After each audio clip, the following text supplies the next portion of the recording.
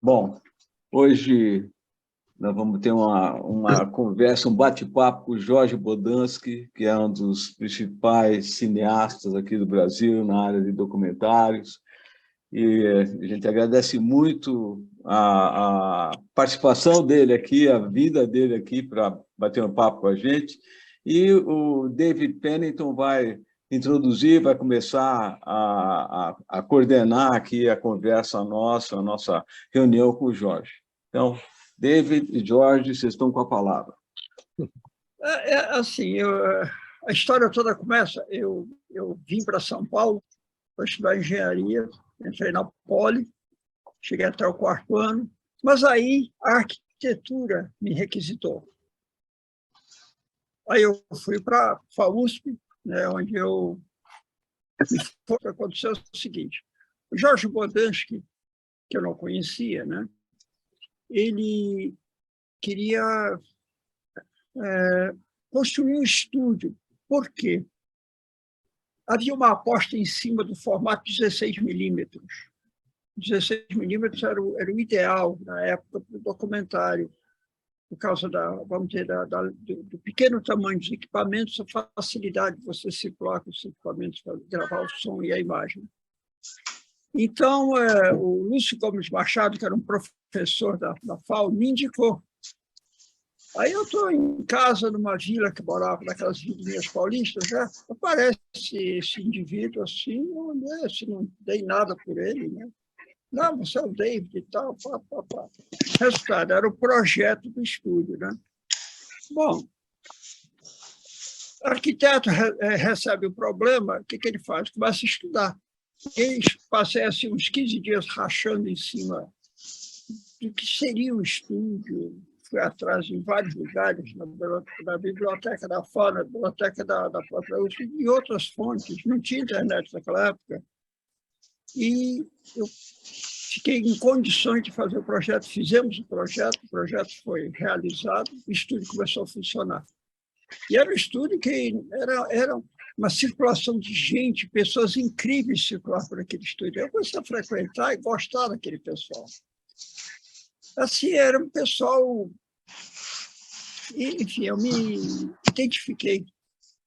Aí aconteceu o seguinte, eu fiz alguns trabalhos assim, quase que exploratórios, de brincadeira, e de repente o Jorge me convida para fazer o terceiro milênio, fazer o som direto do terceiro milênio.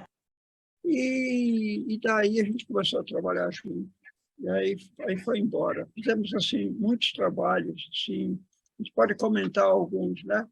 Depois do estúdio veio o terceiro milênio, depois o Pico da Neblina, depois a última Utopia, Tristes Trópicos, Pantanal, o Universidade Quadrangular, e a última foi a Utopia e Distopia sobre o UNB.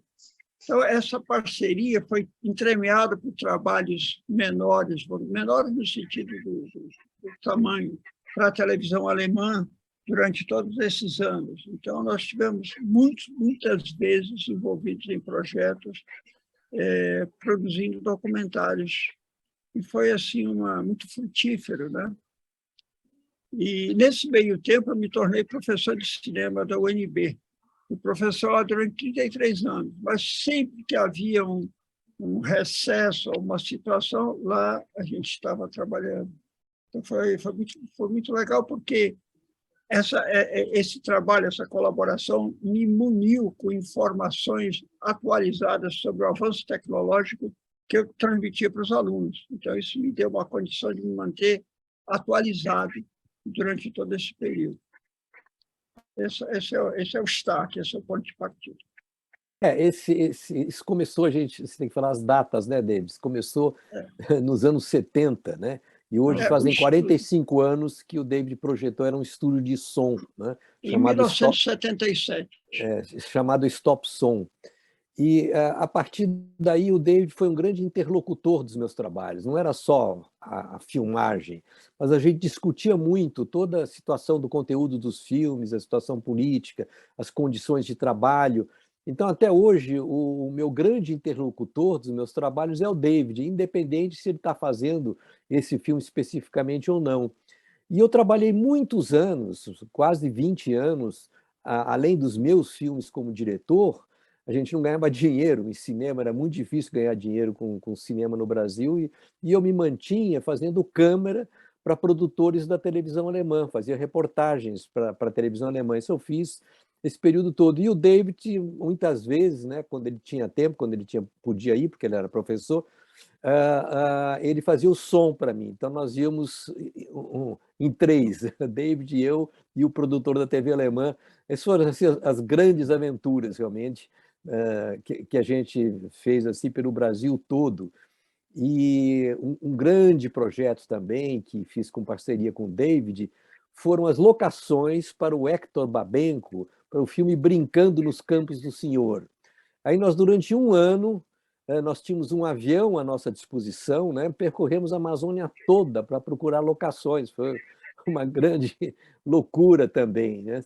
Mas talvez a maior aventura que eu fiz na minha vida, que a gente fez junto com o David, foi subir o Pico da Neblina, em 1984. Um repórter da televisão alemã me apresentou um jornalista, e esse jornalista diz que conhecia a filha do Arthur Conan Doyle, que é o escritor do Mundo Perdido, né? Esse famoso livro Mundo Perdido, que deu em Jurassic Park e outras histórias que se baseiam nessa novela O Mundo Perdido. E a filha desse escritor diz que o pai dela era espírita. Então, baixava nele o espírito do Challenger, que é o personagem principal desse livro. E o Mundo Perdido, né, que dá título ao livro, de acordo com a filha, que era espírito, que se comunicava com esse Challenger, dizia que era o Pico da Neblina no Brasil. Ela fez as coordenadas e tal, e chegou à conclusão que era lá. Então, esse jornalista queria provar isso, né? Vamos descobrir o mundo perdido, vamos lá. E, loucos como nós éramos, por que não, né? Vamos lá achar esse mundo perdido. Aí eu pedi, David, ele estava em Manaus naquela época, organiza essa expedição, né? Nós vamos subir o Pico da Neblina, você arranja todo esse equipamento, enfim, tudo que a gente precisa, comida, estrutura, redes, barraca, etc. e tal, para a gente chegar ao Pico da Neblina. Só que tinha um detalhe. O primeiro, era durante a ditadura militar. E a área onde fica o Pico da Neblina, que é a cabeça do cachorro, até hoje é a área de fronteira, uma área restrita do Exército. E fica dentro da reserva Yanomami. E a gente não tinha condições de entrar lá assim, né? Então, a mulher do David, através dos padres do seminário, como é que eram os padres? Salesianos. Salesianos, que mantinham uma base lá, através dos padres salesianos, conseguimos autorização para entrar. Aí veio o jornalista alemão, veio um estrategista que ele trouxe para expedições, era o cara que dizia ele que foi o cara que orientou a Mir Klink para fazer aquela primeira travessia a remo da África do Sul para o Brasil. Hans Rogge. Era da África do Sul.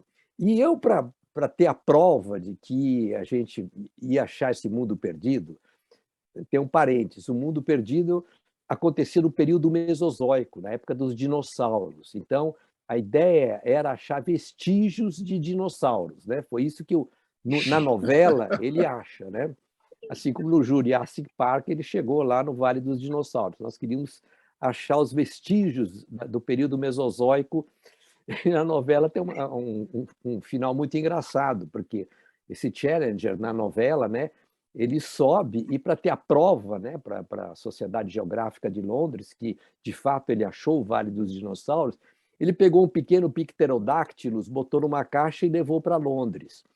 Então, quando houve a grande reunião na Sociedade Geográfica Imperial de Londres, aquela coisa toda, né, e ele ia apresentar finalmente a prova, né, de que ele chegou ao mundo perdido, ele abre a caixa, o bicho voa e sai por uma janela lá no alto da sala e desaparece. Dizem que até hoje ele está sobrevoando Londres e algumas pessoas que vem aquele Pterodactylus, né? Então ele perdeu a única prova que ele tinha. História muito louca. E eu convidei 2 botânicos do Jardim Botânico, né? Um, inclusive, depois se tornou diretor do Jardim Botânico, para conseguir plantas. Eles disseram, não, tem bromélias lá daquele período, a gente pode, pelas plantas, a gente pode provar que o que restou nesse platô é do período Mesozoico, da época dos dinossauros, né?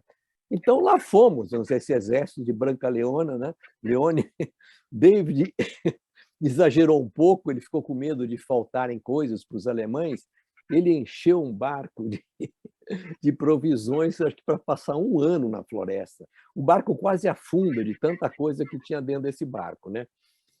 A gente sai de Manaus, e levou mais ou menos uns 10 dias para chegar em Maturacá, que é onde... Não, em São Gabriel da Cachoeira, né? São Gabriel da Cachoeira, onde tinha o Colégio Salesiano, que nos hospedou, e os salesianos é que nos levaram para os Yanomamis. Aí nós entramos em Maturacá, que é uma base aérea dentro da área Yanomami até hoje, e lá tinha um padre salesiano aposentado, completamente maluco, um padre Carlos, que falava a linguagem dos Yanomamis, e ele foi indicado para montar a nossa equipe para subir o pico. Teria que ser com guias Yanomamis, porque só eles conhecem o caminho, só eles... Enfim, seria impossível entrar nessa área sem a ajuda deles e a participação deles. Então, esse padre Carlos conseguiu uns 4, 5 índios para nos ajudar a carregar as coisas, né? E quando a gente chega em Maturacá, era tanta coisa, e a gente falou, não dá para carregar isso, né? No máximo 20 quilos por pessoa. Aí deixamos uma quantidade absurda de equipamento lá nessa base e fomos andando, primeiro de barco, e depois tinha que seguir a pé.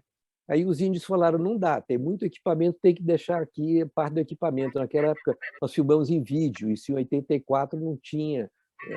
O vídeo era Betacam, Betamax, não sei, Umatic. Era analógico. Era um formato pesado. Era tudo analógico. E esse equipamento era muito pesado. E o David e eu, nós compramos uma câmera Vídeo 8, que é a primeira câmera de vídeo pequena, era amadora, mas era uma câmera pequena que dava para carregar facilmente na mochila. E aí nós tivemos que deixar o equipamento profissional, o equipamento grande, escondido na mata, porque os índios não conseguiam carregar isso. Eles falaram, não, com isso aí a gente não vai. É bom lembrar que a umidade fez com que esse equipamento profissional não funcionasse, não operava. A Betacam parou antes de ser usada. O Guiton não conseguiu fazer a câmera funcionar por causa da umidade. Aí deixamos a câmera lá escondida no mato, com algumas provisões para a volta, e fomos andando, né? Os Yanomamis na frente, e um grupo na frente e um grupo atrás, e a gente no meio. E os alemães começaram... Tem um detalhe engraçado, eles, antes de virem para o Brasil, foram para Munique, nessas lojas que vendem equipamento para caçadores da África, né? E se paramentaram assim com aquilo que eles achavam que devia ser o uniforme para os trópicos, né? Um monte de coisas, mochilas, cantis, roupa chapéu, camuflada. Roupa camuflada, redes com redinha contra mosquito. E à medida que a gente foi caminhando, eles foram percebendo que tudo isso era completamente inútil e foram jogando fora, né? Deixando no caminho. Quando chegava de noite, estava tudo de volta no acampamento. Eu não entendia o que aconteceu, quem trouxe isso. Era o último índio que ia atrás, dizia o seguinte, índio não joga nada fora, tudo para eles é útil, não existe assim jogar fora alguma coisa. Então ele pegava tudo e trazia de volta, né? Todo dia eles jogavam de fora e de noite estava tudo aí de novo. Aí começamos a andar, né, no meio do mato, e a coisa ficou muito difícil, porque o Pico da Neblina é um maciço gigantesco, a gente estava na base dele, a gente via ele, aquela coisa sempre em volta de neblina, né, pesada, pairando sobre a gente, mas parecia perto, mas no fundo era muito longe, e o caminho sobe, desce, sobe, desce, sobe, desce.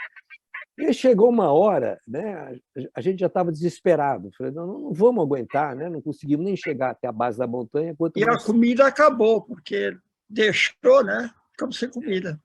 Aí chegamos numa clareira e tinha um monte de botas do exército, aquelas botas pretas assim meio podres, jogadas no chão.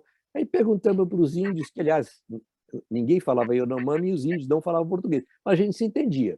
E tinha um alemão que não falava português também. Mas, enfim, fizemos uma língua geral lá e todo mundo se entendeu. Aí perguntamos o que são essas botas aqui no chão, né? Ela falou, não, foi uma expedição do Exército que desistiu, abandonou e voltou e deixou as coisas aqui. Eu falei, bom, se uma expedição do Exército, do Batalhão da Selva desistiu, quem somos nós para continuar, né? E quando a última câmara que a gente tinha pifou por causa da umidade, não conseguiu, não rodava mais um fio dentro, nós falamos, bom, vamos voltar porque que é isso?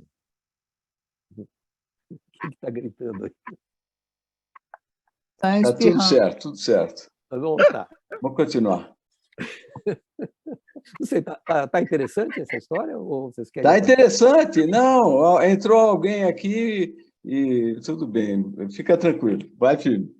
Não, aí quando a gente percebeu que não tinha mais como fazer registro, e a nossa ideia era fazer um filme, a gente desistiu e voltou, né? E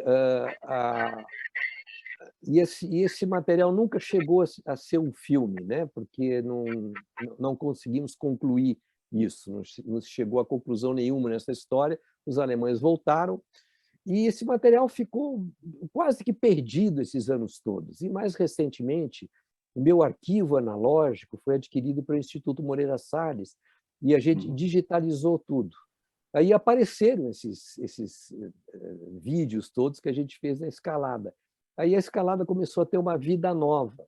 Aí um produtor de cinema, com quem eu estou trabalhando agora, um grande produtor, ele disse, não, essa história é fantástica, nós vamos fazer de novo isso que vocês não conseguiram fazer, só que nós vamos fazer para valer agora, com helicópteros, com uma superprodução e tal, e vamos usar essas imagens que vocês fizeram na época.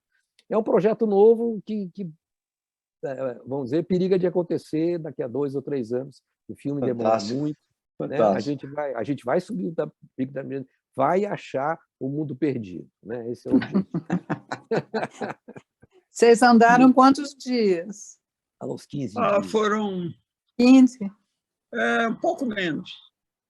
Foi assim, quando nós chegamos naquele ponto que resolvemos que não dava mais por vários motivos. Você precisaria ter mandado um pessoal na frente para fazer um acampamento intermediário com alimento e tal, e isso, evidentemente, não foi feito. Né? Então, e a comida acabou. Acabou a comida, né? Então, não, o negócio foi sério. Nós levamos uma espingarda e uma carabina 22 e tal, e deixamos na mão dos índios que sabiam, né? Teve uma cena muito curiosa, né? A gente está sem comida, todo mundo com fome e tal.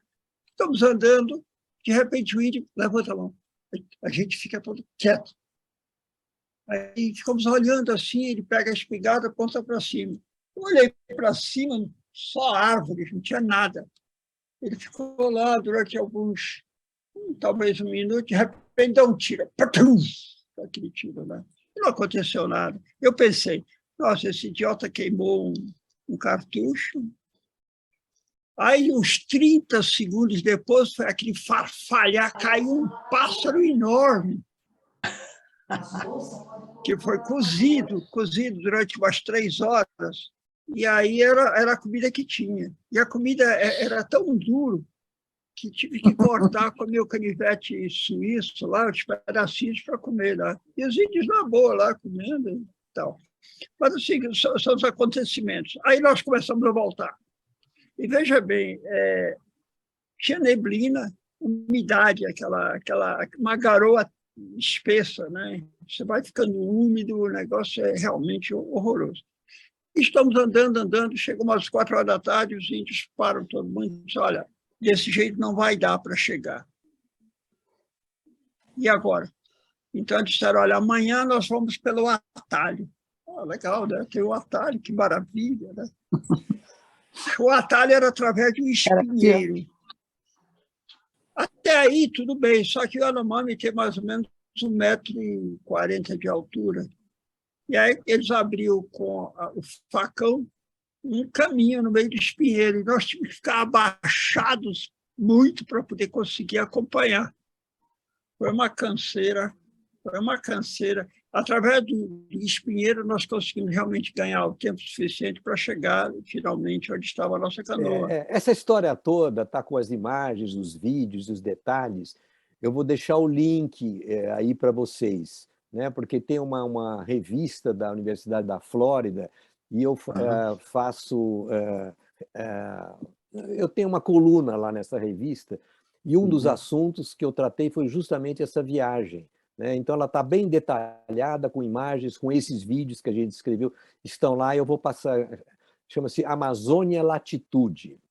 É um site, essa palavra mesmo, uma palavra só, Amazônia Latitude, aí você põe meu nome, você chega a todas as matérias que eu fiz lá, e uma delas é exatamente essa expedição ao Pico da Neblina. Né? Mas... vamos lá, a gente está falando aquilo que sai da nossa cabeça, mas vocês talvez queiram fazer uma pergunta, mas, Jorge, queiram saber outra coisa. Você podia contar assim, como é que foi a tua trajetória, como é que foi? Você fez arquitetura, né? Eu comecei a fazer na Universidade de arquitetura. Brasília, não foi? Isso, eu entrei para arquitetura. E, você estudou com a Amélia Toledo, né? Amélia Toledo. Ela foi minha vizinha. Ah, é? Amélia Toledo. Aonde? É porque ela morou em vários na lugares, Previdência, no bairro da Previdência. Tá. Ela aqui em foi São uma Paulo. professora muito importante para mim, né? Ela foi uma pessoa fantástica. E a Amélia, logo quando eu cheguei em Brasília, eu consegui uma pequena bolsa de estudos lá, e a obrigação que eu tinha para receber essa bolsa é ajudar os professores a prepararem a aula. E eu fui cair com a Amélia, olha que sorte, né? E a Amélia começou a dar o Paul Klee, que é um pintor e artista plástico suíço. E os textos do Klee são textos muito bons, que ela queria passar para os alunos, mas que estavam em alemão. E como eu sou de família austríaca, eu sabia alemão, eu fazia a tradução desses textos para a Amélia utilizar em aula. Foi assim que eu comecei na Universidade de Brasília. Foi muito legal. E a Amélia, ela me abriu os olhos, né? Porque foi ela que me ensinou a ver as coisas, né? Principalmente no Cerrado, porque a universidade era no Cerrado, ainda, imagine, em 1963, 64, aquilo, o Cerrado ocupava tudo em Brasília, né? E o Cerrado, que naquela época era totalmente desprezado, né? Disse, o Cerrado não tem nada, não vale nada. A Amélia nos apontou, vamos dizer, as belezas e a importância do Cerrado, a variedade das plantas, desse ecossistema. Foi assim o primeiro momento que eu comecei a me interessar pela questão ecológica, pela questão de ecossistemas, e ver como é olhando, né, e fotografando isso, né? Eu a partir daí comecei a me interessar por fotografia, muito pela orientação da Amélia, o Atos Bulcão, outro artista plástico importante, e um arquiteto fotógrafo que é Luiz Humberto, que participou de vários outros projetos junto com o David, nossos, né, David? E ele montou um primeiro laboratório da universidade, fechando um pequeno banheiro, que a gente escureceu esse banheiro, e lá era o laboratório onde a gente ampliava as fotos que eu tenho até hoje, né? Foi assim que começou, e aí veio o golpe, em 64, e a universidade fechou temporariamente, e eu fiquei sem nada. E aí eu voltei para São Paulo, como já tinha uma pequena experiência de fotografia, eu fui convidado pelo Maurice Capovilla, que é um cineasta que tinha passado por Brasília e que montou o Jornal da Tarde. O Jornal da Tarde foi o primeiro jornal que tinha uma rotogravura mais nova, que permitia publicar fotos com menos retícula, com mais qualidade. Então, o jornal abria com foto muito grande, foto assinada, que na época não era comum, geralmente é só a agência que assinava, não o nome do fotógrafo. E aí eu pude ter uma oportunidade enorme de começar a fotografar, e aí entrei para o jornalismo, né, pela fotografia. E depois eu consegui uma bolsa para a Alemanha, tal, e aí meu interesse pelo cinema foi crescendo, e eu entrei para o cinema através da fotografia, né? Eu era inicialmente fotógrafo de imprensa, e depois câmera, muitos anos trabalhando como câmera para repórteres da da televisão alemã na América Latina, em anos muito, muito quentes, né? Nos anos 60, onde os países as ditaduras foram surgindo, no Chile, na Bolívia, no Uruguai, na Argentina, e eu participei de tudo isso, quer dizer, eu registrei tudo isso como câmera para a televisão alemã, foi uma experiência fantástica. E isso me deu cancha, né? Me deu essa experiência de fazer câmera na mão, porque a reportagem era super leve, nós éramos dois, eu fazia a câmera, o repórter fazia o som e a reportagem. E também uma cancha de ser muito esperto, vamos dizer, num ambiente adverso, né? Porque a gente tinha que toda hora ser muito rápido, fugir da polícia ou sei lá o quê, para não perder o material, né? E toda essa experiência me ajudou muito quando eu fui fazer meu primeiro filme, que é o Iracema, uma Transamazônica, que é uma outra história que começa em 1975, foi meu primeiro filme como diretor, né? Um docudrama, né? E a partir daí é que eu comecei também a dirigir filmes, mas sempre fotografando meus filmes, né? Mas eu nunca larguei da câmera, né? E esse Iracema, ele foi um filme super premiado, né? Esse Iracema de começo você não pôde apresentar, não foi? Não teve um... o filme é de 74, né? Ainda estamos no auge da ditadura militar, e a história do filme se passa na Transamazônica, que era uma área de segurança nacional. E naquela época a propaganda era um trator derrubando uma árvore, era o progresso chegando, né? E o filme, naquela época já, a gente desconfiou desse progresso, né? Vamos ver o que está acontecendo de fato nessa estrada.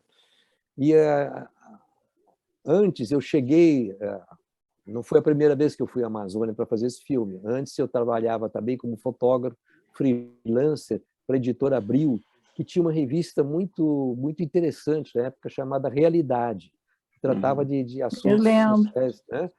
E eu era fotógrafo da Realidade. E aí me mandaram para Belém, Brasília, fazer uma matéria, acompanhar um repórter, uma matéria que acabou não acontecendo.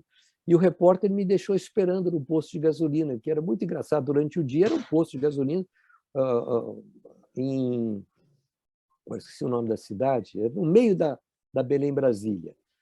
E durante o dia era um posto de gasolina, de abastecimento, borracheira, aquelas coisas. E de noite era uma grande zona, né, de prostituição, porque os chofés de caminhão traziam as meninas pulavam de um caminhão para outro ali.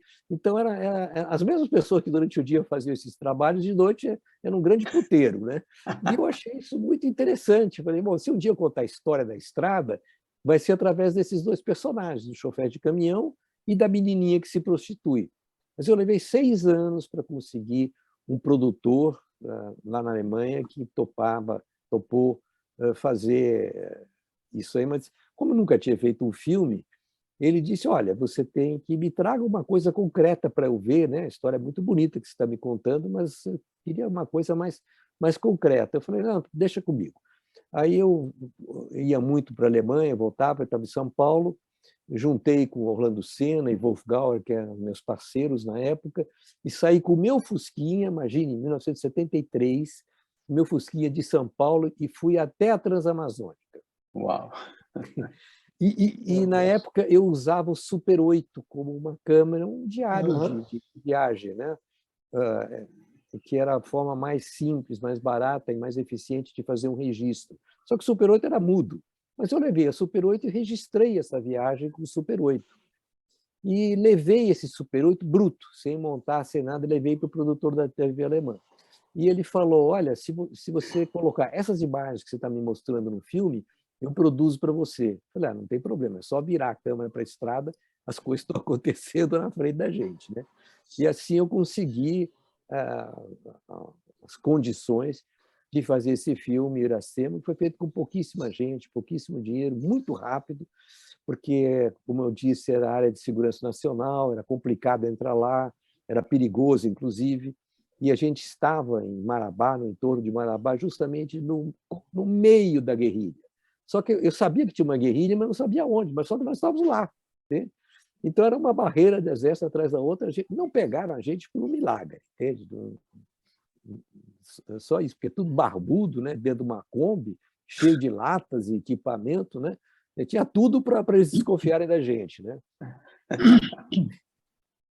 Fantástico. E esse filme foi feito para a TV alemã, para passar num programa da televisão, tipo um Globo Repórter, e passar num programa e morrer ali. Só que passou no inverno, em fevereiro, na Alemanha, e numa quarta-feira, e só tinha 3 canais estatais naquela época, estamos falando dos anos 70, né? Ia ter um jogo de futebol muito importante naquele dia. E eu falei, acabou, ninguém vai ver esse filme, né? Todo mundo vai assistir o jogo. Aí deu uma nevasca e o jogo não teve jogo. E aí quem ligou a televisão viu meu filme, né? E aí os críticos viram e ficaram encantados com essa história. E logo em seguida, um olheiro do Festival de Cannes viu e conseguiu colocar o filme no Festival de Cannes. Então, em 3 meses, eu estava lá na Croisette com o filme em Cannes, entende? Completamente despreparado, né? Duro, porque a gente gastou todo o nosso dia nessa história com o meu sócio, o Wolf. A gente saiu de carro de Munique, onde era a nossa base, para Cannes, né? Nos hospedamos num hotel bem fuleiro, que era na zona mesmo, atrás, né? Tinha a rua da frente, que é a Croisette, com os hotéis, e a do fundo, que era um puteiro, né? Que era o nosso lugar ali. E aí eu lembro que esse produtor, né? Fumando charuto, não sei o quê e tal, e a gente estava andando e ele me apresentava assim, olha, esse aqui é o Jorge Bodansky, que está com o filme aqui, e todo mundo diz, conheço. Falei, como que as pessoas me conhecem? É a primeira vez na vida que eu estou vendo aqui, só fiz um filme, né? Aí eu descobri o seguinte, me confundiam com o Polanski.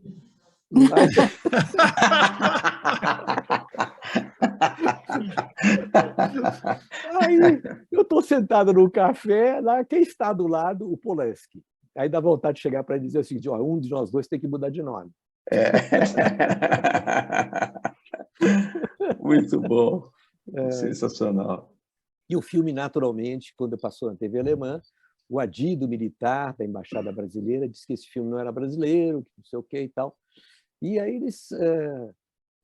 Evidentemente, o filme foi censurado, não pôde ser exibido no Brasil, levou 6 anos, mas ele correu o mundo naquele período mesmo. E toda vez que o filme ia para um festival e participava de um acontecimento, Itamaraty mandava um aviso, esse filme não é brasileiro, não sei o que e tal, mas não estava nem ligando para isso, mas a gente corria o perigo, né? Aqui.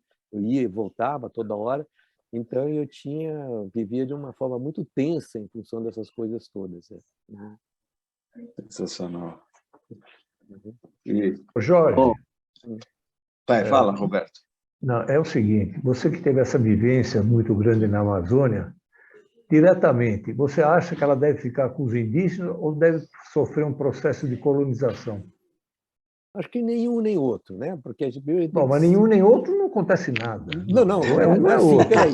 Não, nem o que é ficar indígena e o que é colonização. O que a gente entende por colonização? Colonização na minha opinião, é o território ser ocupado por pessoas civilizadas, enquanto que os índios não são considerados civilizados, pelo menos na minha opinião.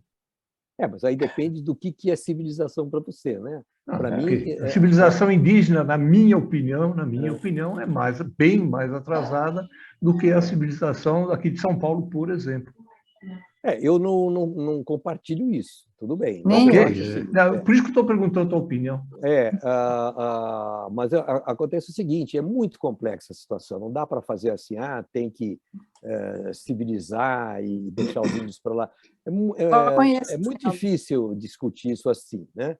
Mas, de qualquer maneira, a gente vai ter que conviver. Os índios vão ter que conviver com o que você chama a nossa civilização e nós vamos ter que conviver com a civilização deles. A gente tem que encontrar uma forma de trabalhar conjuntamente, porque eles são os donos originários dessa terra. Eles são também donos do estado de São Paulo, do Paraná, enfim... Eles foram donos disso tudo. Foram donos, né? Foram dizimados, enfim, chegou. Mas hoje, na Amazônia, eles têm as suas reservas legais, né? As áreas onde eles têm o direito de viver e que legalmente foram cedidos para eles. Então, eles não podem simplesmente chegar lá e expulsá-los, né? Mas eu acho que eu sou otimista. Eu acho que a gente pode encontrar formas de satisfazer assim chamados os 2 interesses, né? Os interesses do branco e os interesses dos índios. desde que a gente estude, conversa e vá devagar, vá com calma, né? Agora, chegar lá e dizer o seguinte: olha, vocês aí não valem nada, vocês têm que sair Não dá. e nós vamos tomar Não, conta disso para produzir alguma coisa, isso eu não concordo, entende? não, isso é verdade. Agora, só para cutucar um pouco, por exemplo, o estado de São Paulo, ele, quando o Brasil foi descoberto, ele era dominado pelos indígenas. Sim. Hoje, ele é uma potência, o estado de São Paulo, né? Como para a nação, ele é uma potência. Por que não potencializar todos os estados? Olha, porque é complexo isso, né? Não, eu sei, Eu sei. eu Mas tô o que fazendo pergunta. a Amazônia é diferente. Você não pode comparar a Amazônia com São Paulo, né? A Amazônia Não, ainda tem uma grande floresta que dizem os cientistas todos que ela vale mais em pé do que derrubada, né? Então, verdade. né? Então a pergunta que se faz é o seguinte, né? A gente já ocupou um território muito grande, a gente se pergunta, precisa mais ou não precisa mais? Qual é a vantagem que o Brasil vai ter em expulsar os índios, derrubar a floresta e botar soja para alimentar os porcos na China, entende? São todas questões que têm que ser discutidas com calma e negociadas, né? Então, eu acho que os índios foram injustiçados durante 500 anos. Então, hoje eles têm direitos, a gente tem que respeitar esse direito deles, entende? Não, Então, não dá mais para fazer Vamos dar a palavra ali. para o Ari agora. Ari. Pode falar. Obrigado, Wagner.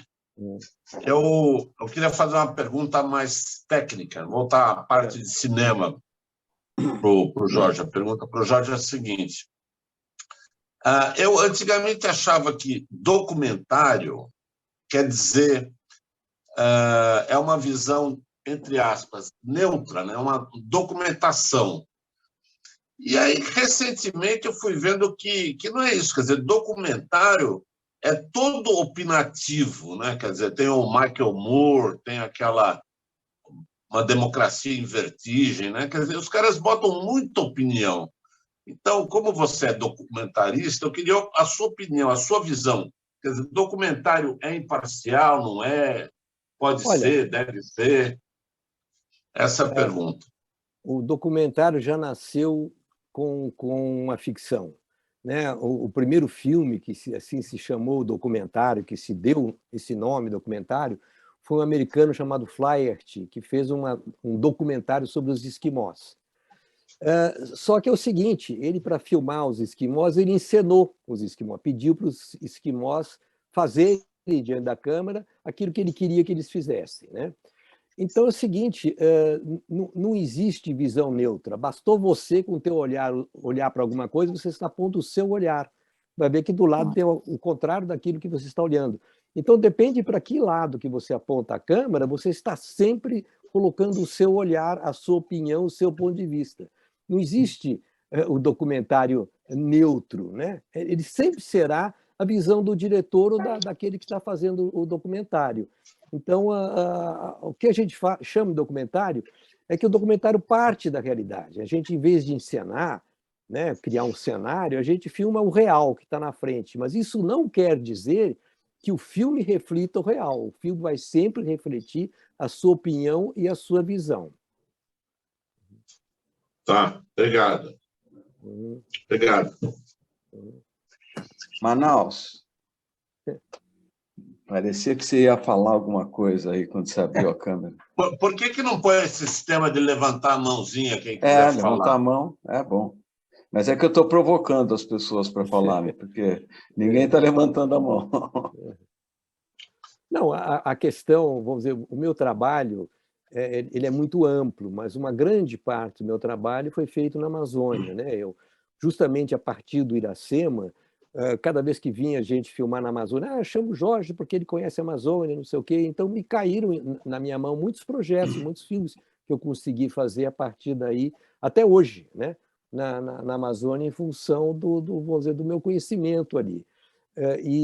Então, eu diria que grande parte do meu trabalho se passa na Amazônia, discute a Amazônia, tem um ponto de vista que é meu, da Amazônia, a gente tem outros que enxergam diferente, né? A gente tem que aceitar isso, né? Que o seu ponto de vista não é o único, né? E eu, vamos dizer, acabei, vamos dizer, foi tudo, as coisas da vida acontecem num acaso, né? Depois a gente embarca nesse acaso, né? Assim como por acaso eu fui fazer a revista Realidade, a reportagem lá na Belém, Brasília, e as coisas foram acontecendo, né? E a Amazônia hoje, né, como a gente está vendo aqui, inclusive no nosso grupo, ele é um objeto de questionamento, de discussão mundial, né? Todo mundo, quando se fala em Brasil lá fora, a primeira coisa que eles perguntam, e a Amazônia? Né? O que vocês vão fazer na Amazônia? Né?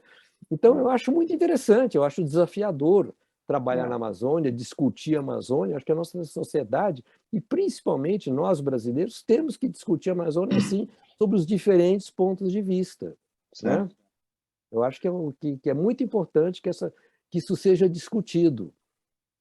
Eu acho, por exemplo, que é um assunto tão importante, né, e que não está tendo a relevância que ele precisava ter. Aqui por nós. Né? Concordo. Verdade. Clóvis. Fiquei interessado também em tentar ver, assim, cada vez mais a gente tem percebido produções indígenas, né? Produções com cineastas, com toda uma estrutura de interpretação dos próprios indígenas, né? Que estão se apropriando dessa cultura, dessa forma, dessa expressão. Tens algum relato nesse sentido? Assim, trabalhaste com algum cineasta ou com algumas pessoas com formação que os próprios indígenas? Bastante. Meus últimos filmes sempre tive também a presença de indígenas junto com a gente. Inclusive, o último trabalho que eu fiz, uma assistente minha, uma menina indígena, que veio aqui para São Paulo, conseguiu uma bolsa numa escola de cinema e eu paguei até um curso para ela aprender a filmar com o celular, e ela foi minha assistente nesse último trabalho que eu fiz agora, que chama Amazônia, a Nova Minamata. Mas não é só isso, né? Eu acho que existe um projeto já há muito tempo, há mais de 20 anos, de um cara chamado Vincent Carelli, que é um brasileiro de Recife, que chama-se Vídeo nas Aldeias. Então, ele já começou há 20 anos atrás a ensinar os índios, criar grupos de cineastas indígenas em várias etnias, em lugares diferentes. E esse vídeo nas aldeias se estendeu e hoje existem praticamente em todas as etnias, você tem cineastas indígenas, que começam justamente também, por outro lado, o equipamento ficou obsoleto. Hoje você trabalha com celular, eles trabalham com celular, né? E alguns se destacam, fazem filmes mesmo, né? Tem condições de fazer. Então, você tem uma produção indígena. Eu, inclusive, fui convidado agora, vai ter um festival de cinema indígena em Brasília, agora no mês que vem. Então, é uma produção ainda muito desconhecida, porque eles não têm condições de distribuição, mas eles se veem entre eles bastante, né? Colocam no YouTube, colocam nas redes, né? Então, essa distribuição circula muito no ambiente deles, principalmente dos jovens, né? Eu queria acrescentar o seguinte: em 2005, eu fui júri num festival lá em Manaus, e também eu ministrei uma oficina, era uma oficina de som direto. O som ele tem uma importância muito grande. Mesmo que você filme com celular, em determinadas circunstâncias, é importante que você faça o registro sonoro utilizando um equipamento separado, se você quiser conseguir a qualidade máxima. Tudo, é claro, depende do projeto que está trabalhando. Então, nessa oficina, me apareceram 5 cineastas indígenas, né? E mais os amigos. Então, eles filmaram tudo que eu falava, tudo que eu mostrava e tal. Então, quando eu percebi que eu tinha assistido um filme deles, era nos Kikiro, uma etnia que eu não conhecia, e eu tinha visto um filme deles, um filme muito interessante, que era os 2 filmes que eles fizeram. Quando a Lua Menstruou era uma delas, né? E muito interessante a maneira com que a ficção e a realidade se misturavam de uma maneira contínua. Você não sabia quando que eles estavam trabalhando com mitos e não sabia quando era realidade. A coisa passava de um para o outro. Eu achei isso incrível. Então, eu comecei a levar a oficina para eles, né? Quando terminou a oficina e tal, eles vieram me procurar e disseram, olha, nós queremos uma relação dos equipamentos. Eles sabiam muito bem o que eles queriam. Aí eu coloquei os vários microfones que seriam úteis naquele momento, vamos dizer, naquela instância tecnológica, porque essa coisa vai se desenvolvendo tão rapidamente que... Né? E eles anotaram e tudo, eles estavam se preparando para uma outra produção e eles queriam ter um som melhor ainda do que eles já tinham. Então, vamos dizer, essa apropriação já vem acontecendo há muito tempo e atualmente ela é ampla. E essa apropriação ela está relacionada com outras atividades. Lá na Universidade de Brasília, eu conheci 2 indígenas fazendo mestrado, um em mestrado em linguística e o outro mestrado em antropologia. Então, eles estão se preparando para, vamos dizer, defender o seu espaço. Isso é realmente muito interessante. Muito legal. Só aproveitar, antes de passar a palavra para o Manaus, dizendo que o Clóvis tem uma filha que é antropóloga e que vive lá na Amazônia, numa aldeia indígena. Então, ótimo. E que ela está convidada para fazer uma apresentação aqui. Ela tem feito alguns filmes também, trabalhando com comunicação com os indígenas, com os Waiampis. Os Waiampis, eu conheço os Waiampis, eu já filmei lá.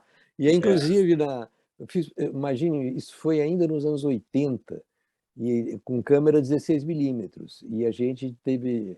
Sempre há uma grande discussão antes, né, de você vai lá filmar, eles ficam muito desconfiados, porque eles acreditam que a câmera vai pegar alguma coisa da alma deles, né? Porque essa imagem é absorvida pela câmera e eles não veem, que a gente leva a câmera embora, eles se sentem um pouco roubados de alguma coisa, né? E aí a gente, conversando com eles, chegou à conclusão seguinte, olha, vocês vão fazer a câmera, nós vamos dar a câmera para você e nós vamos acompanhar vocês, vocês vão fazer o filme. Então, ensinei ele a operar a câmera, o índio, e ele filmou para a gente, né? Ele fez o filme para a gente, né? E aí ele ficou contente, disse, não, ele viu o que ele estava filmando no visor da câmera, então ele sabia exatamente o que a câmera estava registrando, ele não ficou com aquela má impressão, o que será que esses caras vão mostrar e que a gente não fica sabendo e vocês levam embora e nunca mais mostram para a gente. É uma relação muito, muito difícil essa relação, trabalhar com grupos indígenas, né? Porque é verdade, a gente vai lá, filma, volta e não tem mais condição de voltar para mostrar o filme para eles, né? Mas quando a gente foi nos Bororo, nós voltamos e mostramos o material, lembra? Aí muda a relação. Trabalhou com os Bororas e recentemente, aqui no Festival de Cinema de Gramado, a trilha sonora que foi contemplada com o Kikito foi uma trilha sonora de um filme indígena dos Imbiá-Guaranis, né? E foi o prêmio de trilha sonora do festival. Muito legal. Agora, tem uma coisa que eu queria registrar, que é muito interessante, filmar indígenas, porque quando surgiu a possibilidade de filmar com celular, a coisa mudou radicalmente, porque eles usam celular. Então, se você chega com o celular, como ele também tem um celular, você está falando de igual para igual. Então, não tem mais essa sensação de que você está usando um instrumento que eles não conhecem para tirar alguma coisa deles, entende? Então, mudou completamente a relação. Com o celular, você está livre, você faz o que você quiser. Eles não têm essa sensação de que estão sendo usados. É muito interessante isso. Então, hoje, ficou muito mais fácil você poder trabalhar junto com os índios ou dentro de uma aldeia, fazer teu registro, desde que você faça com o celular, porque eles se sentem de igual para igual. Isso é muito, muito importante. Aproveitando essa deixa, quero lembrar que nos Bororo aconteceu uma coisa muito engraçada. Quando a gente foi fazer o trabalho... Tem que dizer a data, foi nos anos 80, né? 80, trouxeram um gravador novo para eu utilizar, que era um gravador digital. E eu nunca tinha usado um gravador digital, veio da França e tal. Eu não sabia usar aquilo. Eu levei o meu gravador, o Nagra, o Venerando Nagra, o gravador emblemático do cinema e tal. E quando chegamos lá nos Bororo, eu estava lá com esse gravador, puxa vida, como é que eu vou fazer esse negócio funcionar e tal? Aí o índio olhou, viu o gravador, entrou lá na sua oca, lá voltou com um gravador novinho, embalado, exatamente igual aquele lá, que tinha sido deixado por algum visitante, né? E tinha um manual. Aí, com o manual, eu pude usar o tal gravador. Então, essas coisas mais... Não, foi mais engraçado aí, porque a gente estava de noite ali, né? A E festa. o David olhando o gravador, falando, puxa vida, se eu tivesse o manual desse gravador, eu poderia utilizar ele. Aí o índio falou, eu tenho. Eu falei, esse índio não entendeu nada. Como ele tem o manual do gravador que acabou de sair, que nós chegamos? Ele veio e traz a caixa do gravador dentro da caixa, que passou antes uma equipe francesa e deu de presente para eles, né? Poderem gravar também. Eu tinha o manual, a gente pôde usar o nosso gravador. Manaus. Não. Ah, Manaus está chamando. Olha, eu queria dizer ao Jorge que eu estou me sentindo muito feliz de ver o cineasta, né, narrando as suas aventuras na Amazônia. Bom, pelo nome, eu nasci lá, me criei, a minha experiência é na cidade de Manaus, mas eu fui chefe de grupo escoteiro, então eu saía para acampar no mato. Legal. Eu ia dormir em bivaques. E tive a sorte de ter um pai que tinha uma companhia de navegação. E eu naveguei o Amazonas, o Rio Amazonas inteiro, Rio Madeira, Rio Juruá. Minhas férias eram embarcadas. E aí, isso estou te falando da década de 60. E também fui trabalhar no Peru e tive contato com as comunidades andinas, tá? com a comunidade campesina andina. E até teve muito episódio que eu tentei fotografar e fui apedrejado. Até de maneira muito cortês, eu me aproximei de uma índia do altiplano no aeroporto, pedi ao marido dela autorização para fotografá-la, porque ela estava linda, com aquele chapéu lá da etnia e tal. O marido olhou para mim e falou, não, senhor, o senhor não vai fotografar a minha esposa.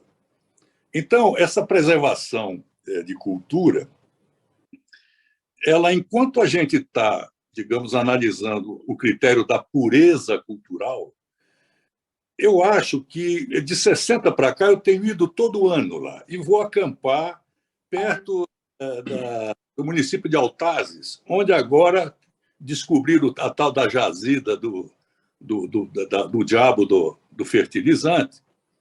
E ali você pode acompanhar um exemplo, e tem acompanhado ano a ano, da miscigenação. O município de Altazes é um município, creio, organizado em cima d'água. Você tem escolas na beira do lago que atende indígena, atende os mestiçados, tem reserva indígena ali, né? Esses índios, normalmente, nos acompanham nas nossas pescarias. O filho do Tuxaua, que lá chama Tuxaua, né? Ele é um grande guia de pesca para a gente. Em todos os lagos do Alto Rio Negro que a gente vai, na entrada do lago você tem que pedir permissão para um índio. E ele fala o seguinte, você pode entrar, mas os guias são nossos. E nós temos que contribuir, pagar, o contrato é profissional, eles fazem e tal. O que eu quero dizer é o seguinte, já em Manaus, nós nunca tivemos negros em Manaus. População negra, que eu me lembro na infância, tinha um preto em Manaus. Mas a população parda, miscigenação do índio com o nordestino, isso era praticamente dominante. Então, quando a gente começa a falar de miscigenação, esse processo vem de longa data já. Os índios têm condição, capacidade, etc., apesar de não ter renda, né? É um pessoal muito esquecido, porque... Só que agora eles estão tendo acesso, e eu tenho acompanhado pelo YouTube muitas produções feitas pelos ribeirinhos mestiços e também por cineastas que estão produzindo a vida nas comunidades ribeirinhas da Amazônia, onde você nota que esta colonização, que é condenável em todos os fóruns, etc., já ocorria, ocorre e vai ocorrer. a pergunta é o quanto isso agride o patrimônio cultural da população indígena. Isso é uma dúvida que eu coloco, e vocês que são profissionais da documentação, etc., eu não sei qual é a posição de vocês. Eu ouvi você falar que é muito complexo, e é mesmo, porque o negócio está acontecendo. Muito oportuno e interessante essa colocação que você põe aí. É claro que há grandes divergências na nossa sociedade como lidar com essa questão, né? A gente está até vendo isso aqui dentro do nosso grupo. Mas a cultura, seja a nossa cultura, a cultura deles, a cultura do caboclo, né? Do ribeirinho, tudo são culturas dinâmicas, né? Você não pode enxergar o índio como parado, né? Como era o índio no século XVI, e querer que hoje ele seja assim, né? E a nossa cultura também é dinâmica. Nós tínhamos uma visão de desenvolvimento, vamos dizer, no início do século XX, e temos uma outra agora, né? O Rondon tinha uma visão e hoje os antropólogos têm outra visão. Então, tudo é uma dinâmica. Então, é muito difícil você dizer o que é melhor, o que é pior. Mas eu acho que no meu entender, o que é melhor é conhecer o outro, conhecer a cultura indígena e os indígenas conhecerem a nossa cultura. Eles podem optar o que interessa a eles da nossa cultura e o que não interessa. Não pode obrigá-los Eles é que têm que, por conta própria, na medida que eles vão conhecendo as coisas, eles vão dizer, não, isso aí a gente se apropria disso, não apropria daquilo. E eles podem perfeitamente usar tecnologia, usar celular, se alfabetizar e usar os meios modernos de comunicação, ter internet, e, ao mesmo tempo, ter a sua própria cultura mantida. Isso é perfeitamente viável. E eles fazem isso, entende? Não é o fato deles usarem a nossa tecnologia que eles vão deixar de ser índios e deixar a cultura deles de lado. Então, esse é um processo que está acontecendo agora. Certamente é muito dinâmico esse processo, né? Imagine você... Hein, Jorge, eu queria contar um episódio que é engraçado, até daria um bom registro, né? Um amigo meu de pescaria não estava nessa pescaria, ele machucou o dedo e foi uma hemorragia que não parava. Isso foi 2h da manhã, ele bêbado. Já começa o negócio de pescaria, né? E ele estava neste lago perto de Altazes, mas a 60 quilômetros por água de Altazes, e a 8 horas de viagem de Manaus. Todos os médicos, entre aspas, que ali estavam, tentaram estancar aquele sangramento e não conseguiram. Ele falou, eu fiquei com um risco que ninguém queria sair à noite, porque também não se navega à noite naquele negócio. Ele falou, eu me senti condenado. Bom, passou a noite, a duras penas conseguiram, e aí houve uma informação de um desses mestiços, falou o seguinte, olha, tem um posto do SUS, mas é dentro de uma aldeia indígena aqui perto. Ele falou, pô, mas estou morrendo, eu vou lá. Eu vou no posto do SUS que tem dentro da aldeia indígena. Agora, palavras dele. Chama Marclay, o nome do meu amigo. Ele falou assim, Manaus, cheguei na aldeia, eu vi assim, cachorro, gato, pato, gato maracajá. Falei, pô, vou morrer aqui. Pô, isso aqui está uma esculhambação. Aí viu lá o postinho, mais ou menos arrumado, do SUS, e, meio temeroso, ele entra e é recebido por uma enfermeira índia com o uniforme do SUS. Tá ok? Olha para o ferimento, faz a asepsia. Ela falou, olha, eu não tenho aqui nem antibiótico, nem sulfa, mas eu tenho o meu remédio. Ela saiu, foi lá, pegou umas folhas, amassou aquele negócio, colocou no dedo dele, enrolou uma gaze e ele foi. Ele falou, João, no outro dia, um dia e meio depois, eu abri aquela gaze, não tinha nem cicatriz, não tinha nada, foi um milagre. Sabe o que eu falei para ele? Anota o nome da Índia e me dá o endereço do posto, que eu vou pescar lá qualquer dia, eu quero ser atendido lá.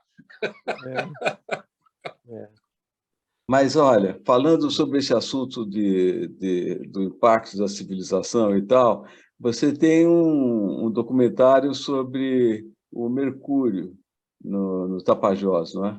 É meu Então, filme que é mais recente. basicamente do pessoal dos garimpeiros e tal, né? Como é que está a situação lá? Olha, eu fiz um filme para HBO chamado Transamazônica, uma estrada para o passado, que são 6 capítulos de 60 minutos. Inclusive pode ser visto na HBO Max, está lá, né? Chama-se Transamazônica, uma estrada para o passado. E isso eu fiz em 2016. E eu estava numa reunião de caciques mundurucus, no Rio Tapajós, que a área Munduruku foi cortada pela metade pela Transamazônica. Então, isso eles até hoje se ressentem disso e estavam brigando por causa de uma questão de uma hidroelétrica. Enfim, havia esse encontro de caciques e eu fui lá junto com o promotor que estava dando apoio a eles e ele foi acompanhado de um médico.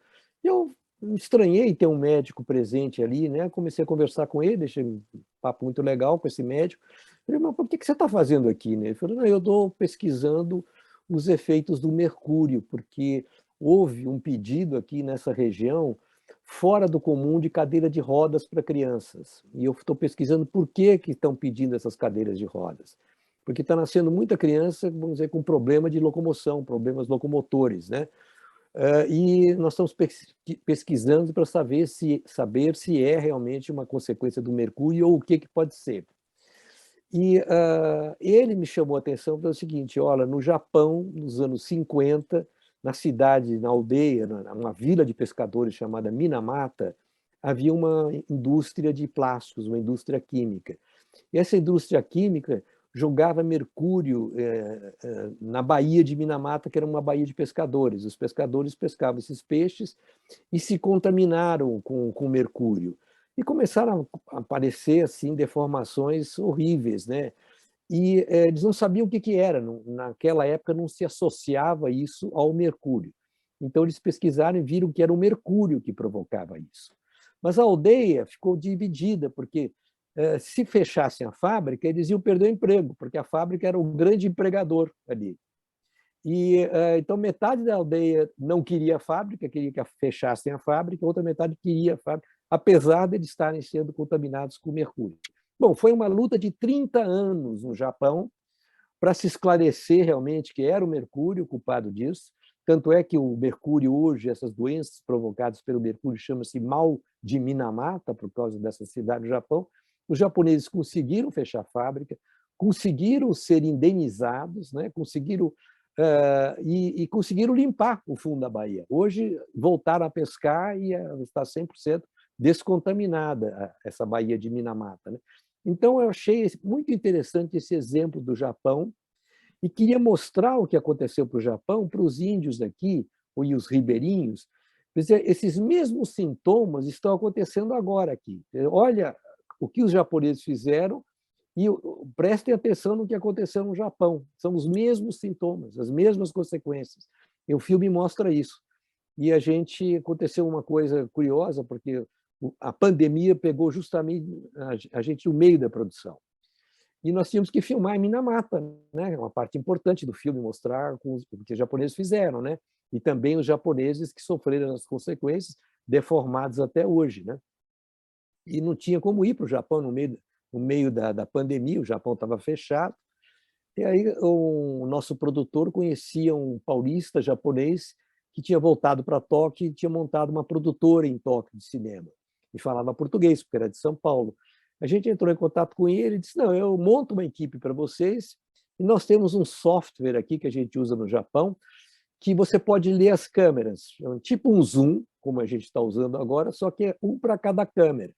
Aí você pode dirigir o filme vendo todos os aspectos de todas as câmeras, o que eles estão fazendo, e conversar com eles. Nós tínhamos uma tradução simultânea, né?